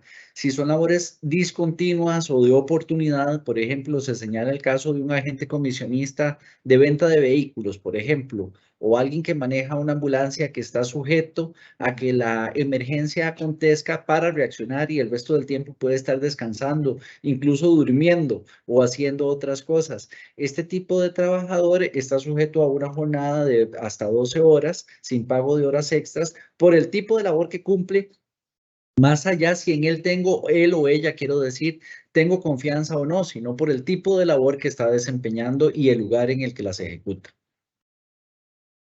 Excelente. Por acá tengo 2 consultas que las voy a combinar porque tienen como una relación en el tema conducta de colaborador. ¿Existe algún tiempo máximo que se pueda descrito donde uno pueda decir, bueno, cuánto tiempo debe durar, que ahora más o menos lo mencionábamos, el colaborador en el baño con el celular, por ejemplo, o cómo manejar cuando ese colaborador constantemente percibimos que está en Facebook o en redes sociales, por ejemplo? El tema del baño, me adelanto, tiene sus peculiaridades. Ahí la respuesta es depende. Depende de la edad del trabajador, depende de si es una mujer, por ejemplo, y está en embarazo. Yo no soy médico, pero sé que el peso de la gestación del vientre puede obligar a que tenga la persona que ir más veces al baño a orinar o bien vomitar. El contexto de embarazo supone una condición excepcional y la pudiera tener cualquier trabajador que tenga problemas de azúcar, de diálisis. Es decir, el tiempo en el baño es algo que debe tener una atención muy detallada para no incurrir en situaciones discriminatorias y desde luego, pues, responder a algún tipo de criterio racional y lógico. Tampoco le puedo pagar a una persona para que pase media mañana metido en el baño y muchísimo menos con el uso del celular. Y lo de las redes sociales me parece que da pie a un clarísimo abandono de trabajo. Sin lugar a dudas, efectivamente. Incluso hay que tener también presente que cuando una persona sale, yo sé que esto no guarda relación directa con el tema, pero sí con las redes sociales. Cuando una persona está incapacitada y se le prescribe el reposo y la persona por error lo que reporta es que está en la playa o fuera del país y lo hace saber en sus redes sociales, esto puede ser una causal clarísima para iniciar un debido proceso o incluso un despido sin responsabilidad patronal, porque lo que se hace en redes sociales, si bien es cierto, responde al ámbito privado de la persona y a su discrecionalidad, lo compromete respecto de los alcances laborales para ser eventualmente sancionado. Y si está usando redes sociales en el desarrollo de su horario de trabajo, es un abandono no físico, pero sí pues, constatable de sus deberes como trabajador. Volviendo al tema del baño, bueno, vamos a ver, yo creo que más o menos uno estima, ¿verdad? Cuánto debe normalmente tomar de una persona en el baño, menos que tenga algún problema estomacal o algo así. Yo pensaría que en casos como estos, donde ya empezamos a notar que se está tomando más de la cuenta, pues sancione. Y que entonces sea el trabajador el que venga y conteste. No, mire, es que yo tengo esto, aquí están las pastillas. Ah, bueno, ok, entonces eliminemos, borremos la sanción, disculpe, no lo sabíamos, usted no nos había informado nada, ¿verdad? O tengo una condición médica de esto y aquello. Ah, bueno, pues muchas gracias por informarlo, tomamos nota y eliminamos. Entonces, a veces es mejor, ¿cómo es que se dice? Pedir perdón que pedir permiso, ¿verdad? Entonces, a veces es mejor, mira, apliquen la sanción y si el trabajador o la empleada justifica, pues entonces se elimina y ya está, no hay problema. Bueno, de cara a eso que dice Guido Alberto, pues hay mil maneras de hacer las cosas, por no decir matar pulgas, ¿verdad? Como se dice popularmente, pero un buen consejo también es iniciar una investigación. ¿verdad? Decirle al trabajador que por favor justifique a qué acontece la permanencia de él y la frecuencia de él o de ella en el baño, y esto puede evitar la sanción o en su defecto, como dice Guido Alberto, se puede emitir la sanción sujeto a dejarla sin efecto frente a una aclaración pertinente del trabajador. Perfecto. Por acá hay una consulta muy interesante, sobre todo para aquellas empresas que reciben pasantes. ¿Cuáles son los lineamientos para las pasantías?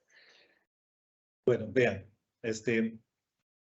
la pasantía se sustenta en un contrato que debe haber entre la empresa y la institución académica de donde proviene el pasante. Eso es lo primero, ¿verdad? Es decir, ustedes deben de tener un contrato con la Universidad X o con el Colegio Técnico Profesional Y, ¿verdad? Donde acuerdan de que se van a estar remitiendo eventualmente estudiantes para realizar pasantías en el centro de trabajo de la empresa o del pequeño o mediano empresario. Entonces, primero debe haber un contrato entre ustedes, ¿verdad? Y la entidad académica, ¿ok? Lo segundo es que, bueno, cada vez que venga un pasante, pues obviamente debe haber un documento, ¿verdad? Donde se establece, firmando también la institución académica, que este es un pasante que va a recibir una práctica en tal lugar y que va a hacerlo de tal fecha, un contrato con todas las especificaciones que se puedan, ¿verdad? Hay una póliza de riesgos de trabajo que se puede incluir a este tipo de pasantes con el Instituto Nacional de Seguros también para que estén protegidos durante el trabajo sin que esto implique que haya una relación obrero-patronal. En principio, y la recomendación es que ojalá no lo haya, no debe haber un pago. No debe haber un pago de la empresa que se beneficia con ese pasante, con esos servicios de estas estudiantes. En principio no debiera haberlo, pero se puede estipular, ¿verdad?, que va a haber una gratificación, va a haber una bonificación o va a haber un reconocimiento de viáticos o cosas por el estilo, se puede poner. Pero entre menos enredos haya, menos problemas se pueden dar, ¿verdad? Entonces, a veces lo ideal es que mejor no haya nada y que sea el centro de estudios el que cubra esos gastos en favor de sus estudiantes. Básicamente eso. Bueno, ahora, muy claro a la hora de tratar a la persona, ¿verdad? No es un empleado, ¿verdad? Es un pasante, no es un trabajador, ¿verdad? Se le puede llamar la atención, pero no se le puede tratar como si fuera un empleado común y corriente, un operario común y corriente. Entonces, deben tenerlo muy bien claro. Pienso que evidentemente el resto del personal debe saber que la persona es pasante. En muchos lugares les ponen un chalequito especial o le ponen un gafete, ¿verdad? Para que la gente sepa que son estudiantes que están haciendo una práctica profesional en el centro de trabajo. Básicamente esas son las que yo recuerdo. ¿Sí? A mí me parece importante también tener en cuenta que no es tanto la atención o el riesgo para el patrono, sino para la entidad académica. Quiero redondear un poco la idea. Yo no soy pasante porque simplemente soy pasante y me oferto como tal. La institución académica tiene que demostrar que hay algún tipo de programa vigente, formal, acreditado de formación de educación dual que permita esta dinámica y que haya un profesor responsable que pueda verificar que las condiciones en las que yo estoy colaborando o aprendiendo, que se computan como créditos, son las que corresponden a mi carrera o a mi línea de estudio y que no se me esté aplicando para otra.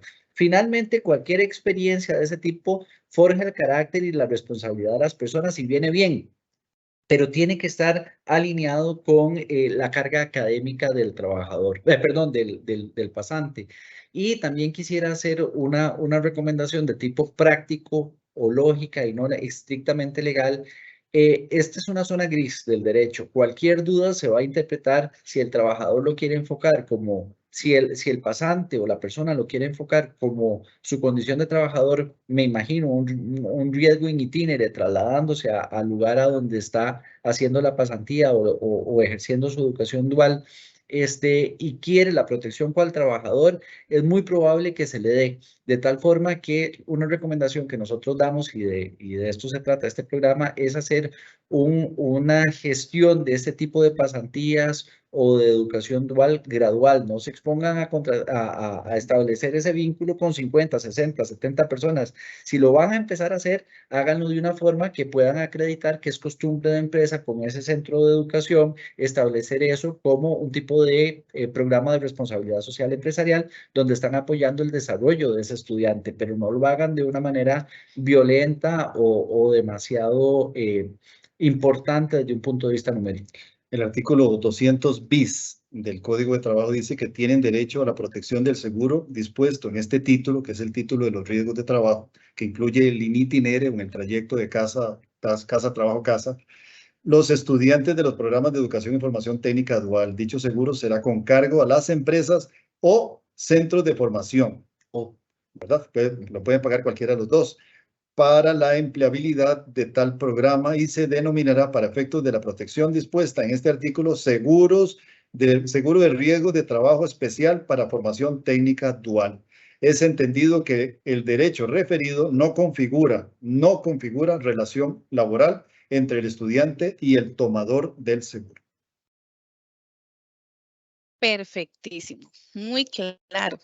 Por acá también nos hacen una consulta que me pareció importante. Para las mujeres embarazadas, ¿sí se les debe pagar cuando se atienden en la Caja Costarricense del Seguro Social para consultas médicas?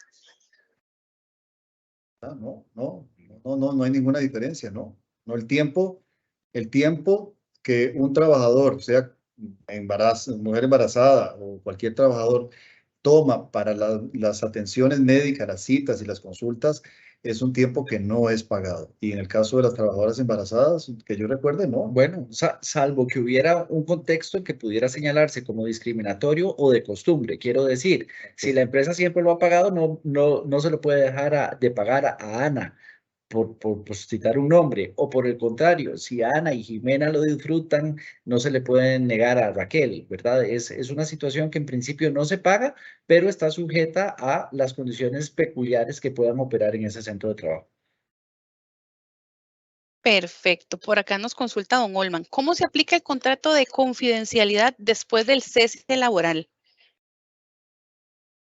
Dale. Bueno, hay una serie de derechos y obligaciones en los contratos de trabajo que operan en el devenir de la relación laboral y tienen alguna prolongación lógica y derivada del principio de buena fe. Una persona no puede andar ventilando asuntos confidenciales con ocasión de que dejó de trabajar. Queda expuesta a señalamientos de responsabilidad civil o penal, o incluso yo diría en la vía laboral propiamente el reclamante pudiera ser reclamado de ese tipo de contextos. Esto es distinto la confidencialidad a la exclusividad, ¿verdad? No sé si a eso se refiere la pregunta, pero la confidencialidad simplemente se deriva y se prolonga por efecto de la buena fe ¿verdad? Y no dañar a un tercero, en este caso tu expatrono o ¿verdad? Para la persona física o jurídica para la cual laboraba. Hay una ley de información no divulgada, así se llama la ley, que establece la obligación que tenemos todos de no divulgar, es decir, de no revelar información que la persona que nos la dio normalmente no la divulgaría ni la haría pública, mucho menos se la entregaría, digamos, a la competencia, cosas por el estilo. Así que no es un tema contractual, ya es un tema legal, es decir, está encima del contrato. Ningún trabajador tiene derecho, ya porque ya terminó la relación laboral, a ir a revelar secretos, fórmulas, políticas, estrategias a otras personas, en el tanto que esto puede afectar a su anterior patrono o contratante. Así que efectivamente, como le dice Carlos, un patrono o un empresario puede demandar, inclusive en la vía laboral, a un ex empleado que haya incurrido en una falta a esta disposición legal y que le haya generado algún perjuicio, ¿verdad? Que se fue a la competencia y ahora la competencia están aplicando, no sé, las mismas fórmulas o están aplicando los mismos, o están llamando a todos mis clientes de dónde sacaron la lista, y evidentemente la lista de mis clientes se las entregó mi ex empleado, que era el que la manejaba, por decir algo, y esto sí es sancionable. Incluso hay un delito penal, si mal no recuerdo, que es revelación de secretos. No estoy totalmente seguro, pero me parece que hay hasta una sanción penal en caso de que la persona revele esa clase de secretos. Quisiera agregar a la respuesta que ya rendimos que el calificativo de información confidencial no es porque yo le pongo un sello a un papel y digo confidencial. No, para que algo sea confidencial es porque verdaderamente se le dio ese tratamiento, está archivado sin acceso a terceras personas, está protegido, tiene una condición que no es pública, que no es notoria, que no es evidente. A ver, yo no, tampoco, esto es dual, va en los dos sentidos. Para que sea confidencial, verdaderamente tiene que ser que ese sujeto ex trabajador está revelando información que no debería poner en conocimiento público, y a la inversa.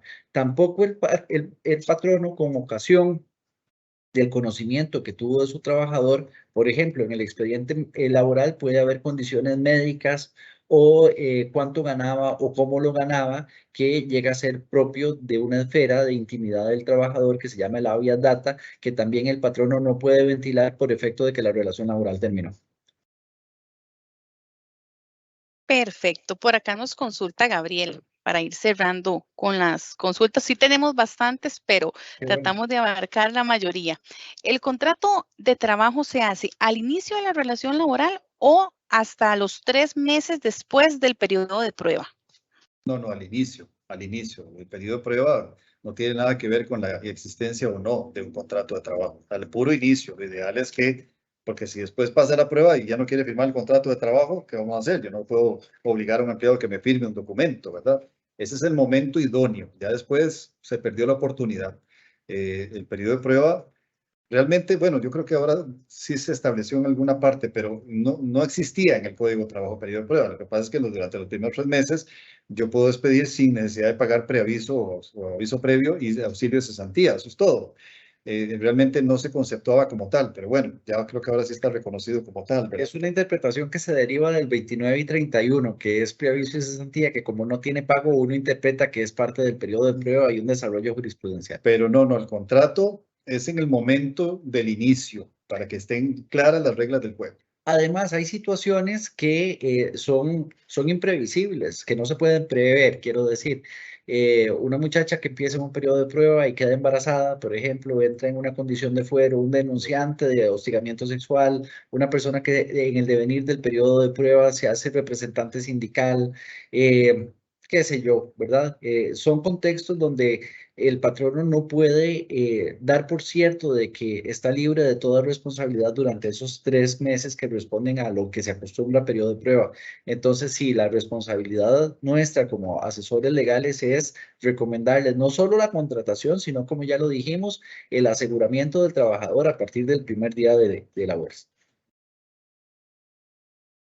Perfecto. Por acá nos consulta un anónimo.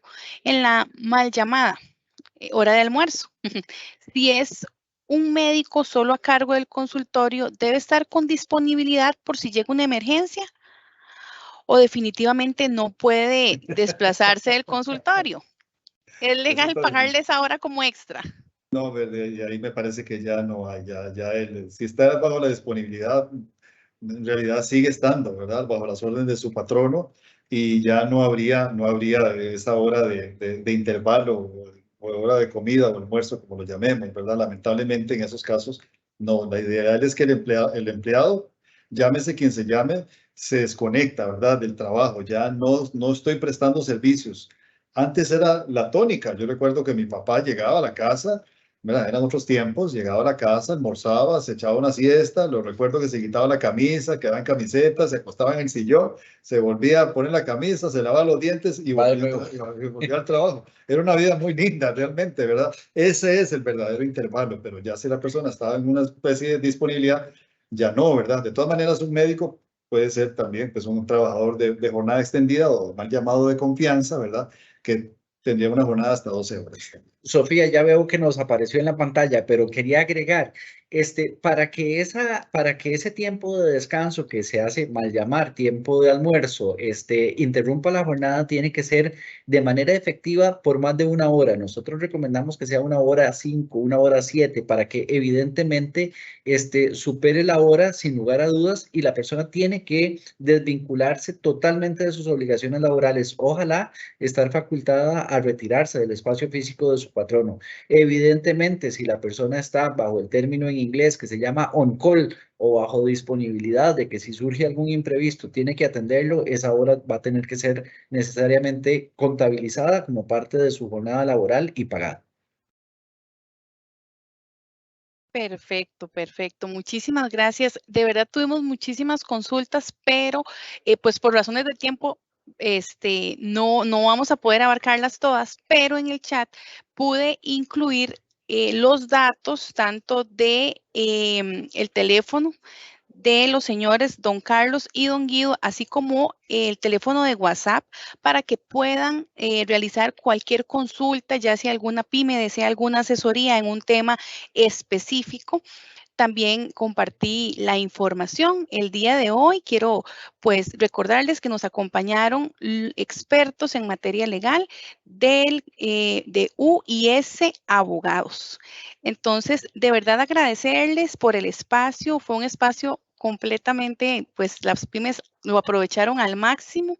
Son temas que dan muchísimo de qué hablar y hay muchas consultas que salen una tras otra, ¿verdad? Pero de verdad que les agradecemos muchísimo porque estuvo súper movido el chat y por temas pues de tiempo, pues como les digo, no pudimos abarcar tal vez la cantidad de consultas, pero igual si gustan pueden también escribirnoslas mediante nuestro correo pymeseguros@grupoins.com y nosotros estaremos también direccionando con los señores abogados para que puedan también abarcarlas, ¿verdad? Don Carlos, don Guido, no sé si gustan dar algunas palabritas de cierre antes de despedirnos. Bueno, muchísimas gracias. Ha sido un honor y para nosotros un placer. Este es nuestro charco, nos encanta lo que estamos haciendo. Y vean ustedes que yo creo que apenas tocamos la puntita del iceberg. Podemos pasar hablando horas de horas acá. Ojalá que les haya servido de mucho. Aprendan, anoten, recuerden, consulten. No tomen las cosas como que así son. Mejor siempre consultar con un experto. Y cualquier cosa, pues estaremos siempre a sus órdenes para cualquier ayuda que ocupen. De mi parte, igualmente, qué linda actividad. Dicen que el que enseña aprende, y algunas de las preguntas que ustedes nos formulan pueden servirnos para profundizar un poco más. Estamos a sus órdenes, esperamos acompañarlos mes a mes con diferentes temas laborales, y cuando gusten, también queda en el chat nuestro contacto por si quisieran profundizar o ahondar en algún otro tema. Estamos a las órdenes y muchas gracias, doña Sofía, de nuevo. No, al contrario, muchísimas gracias a ustedes. Y pues sí, vamos a tener una serie de charlas en temas laborales, así que no es la primera que tendremos. Ahora en el mes de marzo tendremos una segunda charla, entonces para que estén pues ahí preparados porque vamos a estarles compartiendo el cronograma de charlas y en el mismo van a poder visualizar temas de este tipo, ¿verdad? Entonces también importante que lo tengan por ahí. En el chat también compartí el link para que nos ayuden a calificar esta charla. Recuerden que nosotros pues trabajamos satisfaciendo sus necesidades y si tienen algún tema en el que quieran que podamos enfatizar, ya sea referente a esta línea o de algún otro, pues estamos a la orden y en completa disposición. Sin más, nos despedimos deseándoles un excelente día y agradeciendo como siempre su compañía.